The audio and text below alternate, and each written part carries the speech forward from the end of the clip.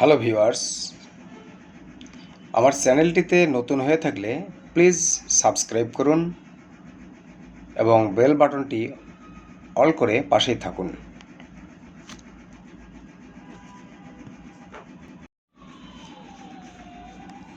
আজ আমরা দেখছি সীতাকুণ্ড পাহাড় অর্থাৎ চন্দ্রনাথ পাহাড়। তবে শুরুতেই বলে নেই বন্ধুগণ, আমার এই ভিডিওটি প্রথমে লাইক দেবেন এবং শেয়ার করতে ভুলবেন না।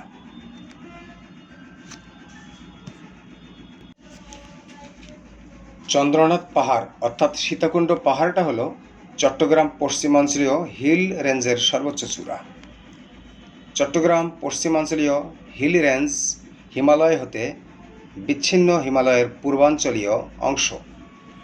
এই পাহাড়টি হিমালয়ের দক্ষিণ ও দক্ষিণ পূর্ব দিক ঘুরে ভারতের আসাম এবং ত্রিপুরা রাজ্যের মধ্য দিয়ে ফেনী নদী পার হয়ে চট্টগ্রামের সঙ্গে মিশেছে। চট্টগ্রাম অংশে ফেনী নদী থেকে চট্টগ্রাম শহর পর্যন্ত এর দৈর্ঘ্য প্রায় ৭০ কিলোমিটার। এই পাহাড়ের পাদদেশে নির্মিত হয়েছে সীতাকুণ্ড ইকো পার্ক। চট্টগ্রাম পশ্চিমাঞ্চলীয় রেঞ্জে অবস্থিত চন্দ্রনাথ শৃঙ্গ ৩১০ মিটার অর্থাৎ ১০১৭ ফুট উঁচু এবং চট্টগ্রাম জেলার সর্বোচ্চ স্থান। আম্বরনামা উচ্চতা ৯০০ ফুট এবং সাজ্যদালা উচ্চতা ৮০১ ফুট। চট্টগ্রাম পশ্চিমাঞ্চলীয় রেঞ্জ শহরের কর্ণফুলী নদীর কাছে এসে উচ্চতা অনেক কমে এসেছে। চট্টগ্রাম শহরের উপকণ্ঠে বাটালি পাহাড়ের উচ্চতা প্রায় ২৮০ ফুট এবং শহর থেকে সামান্য উত্তরে নঙ্গরখানা প্রায় ২৯৮ ফুট উঁচু। এখানে রয়েছে সহস্রধারা আর সুপ্তধারা নামের দুইটি জলপ্রপাত। মিরসরাই অংশ রয়েছে খোয়াছড়া, হরিণমারা, হাটুভাঙ্গা, নাপিত্তাছড়া, বাগবিহানি, বোয়ালিয়া, অমর, মানিক্য সহ আরও অনেক ঝর্ণা ও জলপ্রপাত। পূর্ব দিকে এই পাহাড় থেকে উৎসারিত হয়ে কয়েকটি ঝর্ণা তথা খাল হালদা নদীতে গিয়ে মিলিত হয়েছে। এর মাঝে গজারিয়া, বারোমাসিয়া, ফটিকছড়ি, হারুয়ালছড়ি এবং বোয়ালিয়া অন্যতম। পশ্চিম দিক মহামায়া, মিঠাছড়া সহ আরও কয়েকটি ছড়া ও ঝর্ণা বঙ্গোপসাগরে পতিত হয়েছে। বর্তমানে মহামায়া ছড়ার উপর একটি রাবার ড্যাম নির্মিত হয়েছে। এই লেক দেশের দ্বিতীয় বৃহত্তম কৃত্রিম লেক। তাছাড়া নীলাম্বর হ্রদ নামে একটি মনোরম লেক এই পাহাড়ের পাদদেশে অবস্থিত।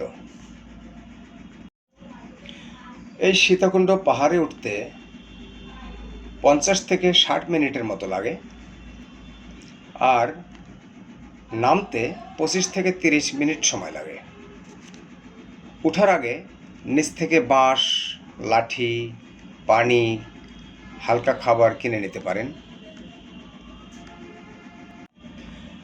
এখানে তীর্থযাত্রীরা পাহাড়ের দীর্ঘ পথ পাড়ি দিয়ে চন্দ্রনাথ পাহাড়ের চূড়ায় অবস্থিত চন্দ্রনাথ মন্দিরে পৌঁছে তাদের ধর্মীয় আচার অনুষ্ঠান পালন করে থাকেন।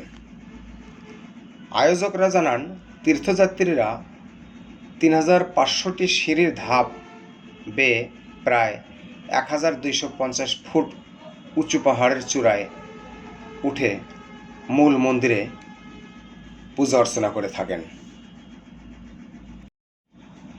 ভ্রমণের জন্য রোমাঞ্চকর এক স্থান চন্দ্রনাথ পাহাড়। এই পাহাড়ের সৌন্দর্য দেখতে দেশের বিভিন্ন স্থান থেকে পর্যটকরা ভিড় করেন। অনেকেই বিশাল এই পাহাড়ে উঠতে গিয়ে ক্লান্ত হয়ে নিচে নেমে যান, আবার অনেকেই পাহাড় জয়ের আনন্দ নিয়ে সেখান থেকে ফেরেন। চট্টগ্রাম শহর থেকে 37 কিলোমিটার উত্তরে ঢাকা চট্টগ্রাম মহাসড়ক থেকে 3.5 কিলোমিটার পূর্বে চন্দ্রনাথ পাহাড়ের অবস্থান। এর সর্বোচ্চ চূড়ার উচ্চতা 1252 ফুট প্রায়। চন্দ্রনাথ পাহাড়ের চূড়ায় আছে শিব মন্দির। তবে মন্দির দর্শনের জন্য আপনাকে পাড়ি দিতে হবে 2200টিরও বেশি সিঁড়ি। কোনো কোনো স্থানের সিঁড়িগুলো এতটাই পিচ্ছিল সংকীর্ণ যে ওঠা বিপজ্জনক হতে পারে। আর বুঝতেই পারছেন, সামান্য এদিক ওদিক হলে তো পা পিছলে পড়ে যাবেন। 15 মিনিট ওঠার পর একটি ছোট ঝর্ণা দেখতে পাবেন, যার দুই পাশে দুটি পথ যা উঠে গেছে একদম পাহাড়ের চূড়োয়। বাম পাশের পথ দিয়ে ওঠা কিছুটা সহজ, ডান পাশের পথ দিয়ে নামা সহজ। তাই বাম পাশের পথ ধরে উপরে উঠতে থাকুন। প্রায় 1.5 ঘন্টা আরোহণের পর চন্দ্রনাথ মন্দির পৌঁছার আগে বিরূপাক্ষ নামে আরেকটি মন্দির পড়বে। এত কঠিন পথ পাড়ি দিতে হলেও আশপাশের সবুজে ঘেরা অকৃত্রিম মনোমুগ্ধকর দৃশ্য আপনাকে মুগ্ধ করবে। পাহাড়ে ওঠার ফাঁকে ফাঁকে ছবি তুলে প্রকৃতির সঙ্গে নিজেকে ফ্রেমবন্দি করে রাখতে পারেন। মাঝে মাঝে থেমে বিশ্রাম নিতে পারবেন চায়ের দোকানগুলোতে। গরম চায়ের কাপে চুমুক দিতে দিতে পাহাড়ি সৌন্দর্য উপভোগ করতে পারবেন। তবে সব কষ্ট মুহূর্তে ভুলে যাবেন চন্দ্রনাথ মন্দিরের উপরে উঠে আশপাশের দৃশ্যগুলো দেখার পর। চারপাশ শুধু সবুজ আর সবুজ, যেন কোনো শিল্পী তার নিপুণ হাতে রং তুলিতে আঁকা। সীতাকুণ্ডের প্রায় পুরোটাই দেখতে পাবেন এখান থেকেই।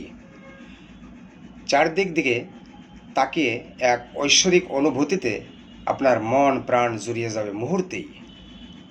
পাহাড়ে উঠতে এর আশেপাশে অনেক সাধু সন্ন্যাসীরা বসে ধ্যান করেন, এটিও আপনার চোখে পড়বে। কেউ কেউ পূজা করে থাকেন। চন্দ্রনাথ পাহাড়ে ঘুরতে আসা দর্শনার্থীরা জানান এখানে অনেক ভালো লেগেছে। তবে আমি অনেক উঁচু পাহাড়ে উঠেছি, এই পাহাড়টিতে উঠতে অনেক কষ্ট হয়েছে, কারণ পাহাড়টি অনেক সরু, সিঁড়িগুলো ছিল ছোট ছোট। বন্ধুগণ, আমার চ্যানেলটিতে নতুন হয়ে থাকলে দয়া করে সাবস্ক্রাইব করবেন এবং একটি লাইক দেবেন এবং শেয়ার করতে ভুলবেন না। আর ভিডিওটি না টেনে পুরোটি দেখুন দয়া করে। দেখবেন আপনারও ভালো লাগবে এবং যেতে ইচ্ছা হবে। প্রাচীন ধর্মগ্রন্থে ও ইতিহাস ঘাটলে জানা যায় প্রাচীনকালে এখানে মহামণি ভার্গব বসবাস করতেন। অযোধ্যার রাজা দশরথের পুত্র রামচন্দ্র তার বনবাসের সময় এখানে এসেছিলেন। মহামণি ভার্গব তারা আসবেন জানতে পেরে তাদের স্নানের জন্য 3টি কুণ্ড সৃষ্টি করেন এবং রামচন্দ্রের এখানে ভ্রমণকালে তার স্ত্রী সীতা এই কুণ্ডে স্নান করেন। এই কারণেই এখানকার নাম সীতাকুণ্ড বলে অভিহিত হয়েছে। নব্যপ্রস্তর যুগের দিকে সীতাকুণ্ডে মানুষের বসবাস শুরু হয় বলে ধারণা করা হচ্ছে। এখান থেকে আবিষ্কৃত প্রস্তর যুগের আসামীয় জনগোষ্ঠীর হাতিয়ারগুলো তারই সাক্ষ্য বহন করে। 1886 সালের দিকে এখান থেকে নব্যপ্রস্তর যুগের অশ্মীভূত কাঠের তৈরি হাতিয়ার পাওয়া যায় বলে ভারতীয় প্রত্নতত্ত্ববিদ রাখাল দাস বন্দ্যোপাধ্যায় তার বই বাংলার ইতিহাস প্রথম সংখ্যা 1914 সাল এ উল্লেখ করেন। 1917 সালের দিকে ব্রিটিশ খনিতত্ত্ববিদ ডক্টর জে কগিন ব্রাউন প্রাগৈতিহাসিক যুগের কিছু কেল্ট এবং প্রচুর পরিমাণে নুড়ি পাথর আবিষ্কার করেন। তবে এগুলো প্রাগৈতিহাসিক কোনো স্থাপনা বা অস্ত্র তৈরির কাজে ব্যবহৃত হতো কিনা এবং কোন সময়কার তা প্রত্নতত্ত্ববিদরা সঠিকভাবে জানতে পারেনি। তবে ষষ্ঠ সপ্তম শতাব্দীর দিকে চট্টগ্রাম অঞ্চল আরাকান রাজ্যের অন্তর্ভুক্ত ছিল। পরবর্তী শতাব্দীতে এই অঞ্চল পাল সম্রাট ধর্মপাল দ্বারা 770 থেকে 810 খ্রিস্টাব্দ পর্যন্ত শাসিত হয়।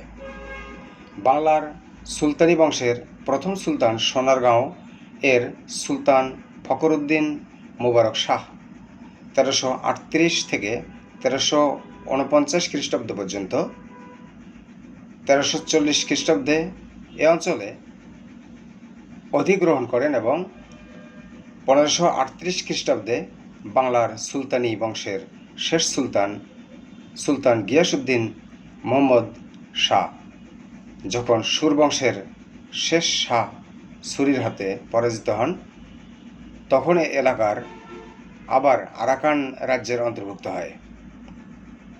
1538 থেকে 1666 পর্যন্ত এই সালের মধ্যে পর্তুগিজরা চট্টগ্রাম অঞ্চলে আসেন এবং এখানে আরাকানিদের বংশধরদের সাথে একত্রে এই এলাকা শাসন করতে থাকেন। এই এলাকা প্রায় 128 বছর তাদের শাসনাধীন ছিল। 1550 সালের দিকে এর কিছু এলাকা পাগনার আক্রমণকারীদের দখলে চলে যায় এবং 1566 সালে মুঘল সেনাপতি বুজরুগ উম্মে খানে এ এলাকা দখল করে নেন।